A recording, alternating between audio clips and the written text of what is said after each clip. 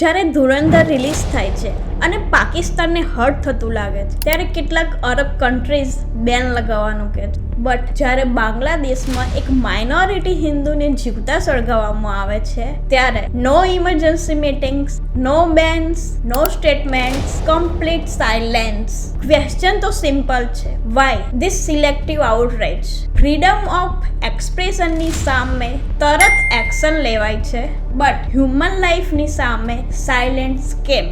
If you stand with Pakistan blindly and stay quiet when minority are attacked, then it does not look like neutrality. It looks like indirect support to extremism. Calling this politics is easy, but silencing the front of brutality is also a statement. This is not Hindu versus Muslim. This is humanity versus hypocrisy. And history remembers not only who committed the crime, but also who stayed silent. Thank you.